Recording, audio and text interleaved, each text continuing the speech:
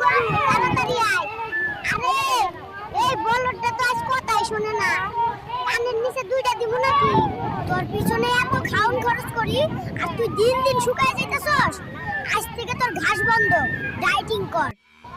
বুরহানের পুলাটা রোজ আমার জমির আল কাটতে তার জমিতে নিয়ে যায়, এর একটা বিহিত না কইরা আমি ছাড়তাছি না।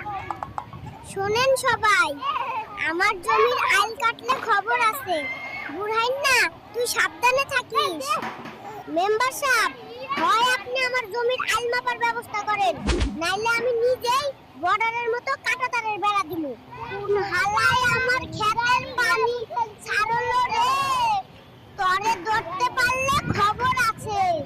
হ্যালো কৃষি আপা, আমার বেগুন গাছের পাতা সব কুকড়ে যাচ্ছে, এখন কি দেব?